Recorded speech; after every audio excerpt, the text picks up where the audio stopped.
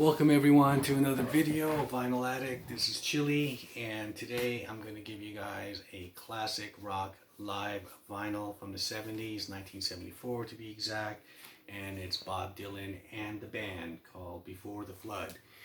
Now before I get into this, don't forget to hit the like button, share, and subscribe to this channel if you still haven't. Now let's get into this. Now Bob Dylan and the band, first of all, the band pretty much got their name from touring with Bob Dylan. Bob Dylan, when he started that European tour back in the day, and he was going electric, the band was, all members of the band were his backup band.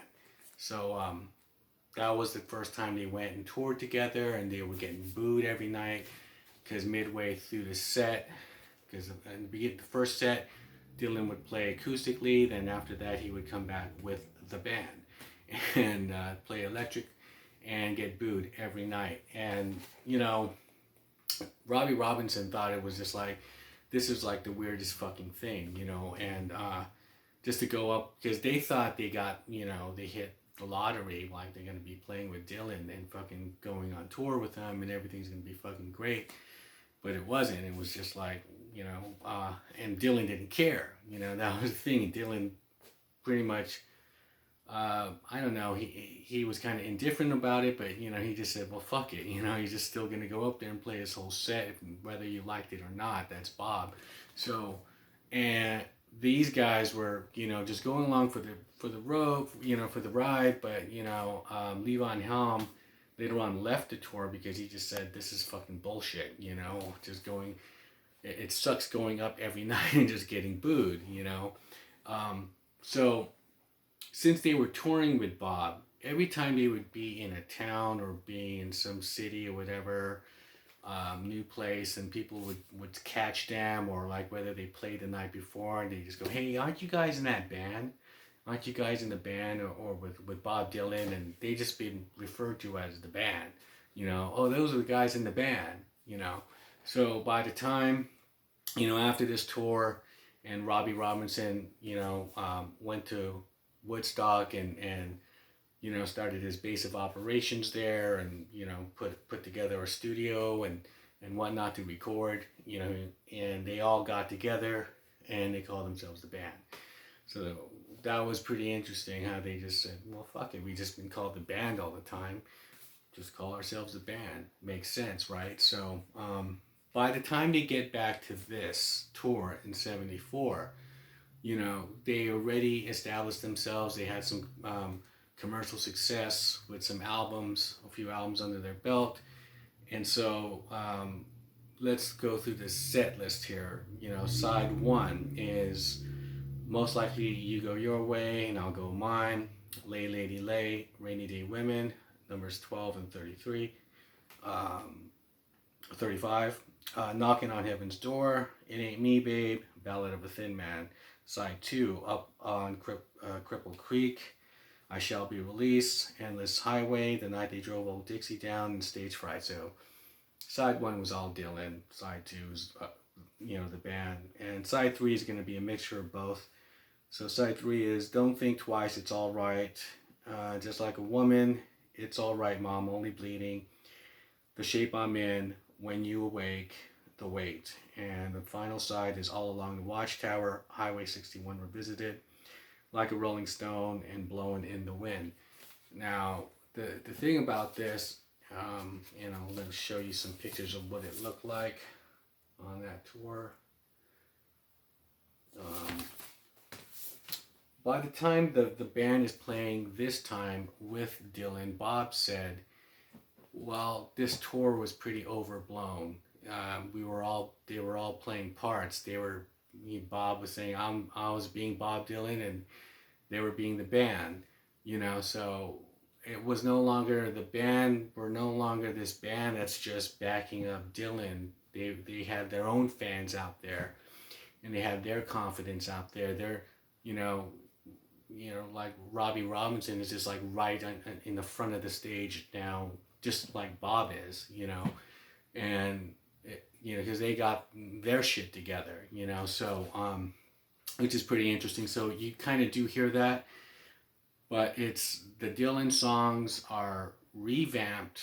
You know, some of them are just totally changed. You know, it's because it's the band playing it. Like "It Ain't Me, Babe" is totally different than the original. "Like a Rolling Stone" sounds a little different, but then right when you hear Garth Hudson play that piano and stuff on there, it's fucking cool. Um, I like you know, that the fact that Dylan played Dylan's songs.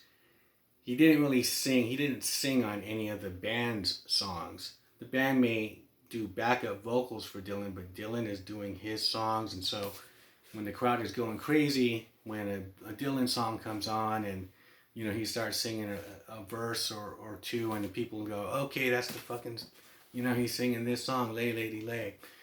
And when the band is playing their stuff, and people are going crazy too, you know, because that's what it is, you know. It's just like, it's not just Dylan, it's both of these guys, and it doesn't seem like they're competing or not, but it's just a super set, you know.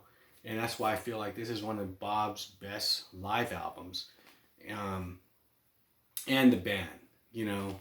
And so this would be after they got and did this tour. You know, the band were actually, they never broke up. You know, if the thing is, this is a good movie to watch on the band, and Bob Dylan is all over this movie as well. The Once Were Brothers, Robbie Robinson and the band, and it goes in depth about this period as well. You know, and there's a lot of course, drama with these five guys, and it's, some of it is really sad, but it's I would recommend checking this out too if you like the band as much as like I like the band. You know, I had to go see what this is all about, you know, and just like how they got their name and all that kind of stuff is really cool. But so they put out The Last Waltz, but that was really not meant to be the last hurrah. You know, they just called it that. They said this is the last waltz for now. They were just taking a break from each other, you know, because they just been fucking working and doing this shit. And, you know, people are into heroin and people into like all kinds of other things. And Robbie was just like, let's just fucking everyone get their shit together and we'll come back after the last waltz, you know. And so some people never got their shit together. Some fucking died, whatnot. Garth Hudson was pretty much, him and Robbie Robinson were pretty much the last ones up into the 80s, you know, that were still around. Well, yeah, because I know Levon died, I think, like 10 years ago or something like that. I'll have to check that. But yeah, he was one of the last ones who went. But nevertheless, you know, this album is still, I think, it's one of my favorite live albums. And like I mentioned about live albums before, how I do like in the 70s how there's no canned applause, you know, it's just like it's real, you know, it's just like you hear what's going on, just like Cheap Trick at Budokan and albums like that, you know, and you get the sense that you're really there, and just like the way that they arrange these songs with the band and Bob together, this is like pretty much the shit, you know. If you're gonna hear Dylan music with a great band, why not have it with the band? So that is my video today. So go ahead and hit the like button again. Like I said, comment below, what do you think? If you heard this album? If not, you know, just comment below and subscribe if you haven't, and I'll see you guys in the next video. Take care.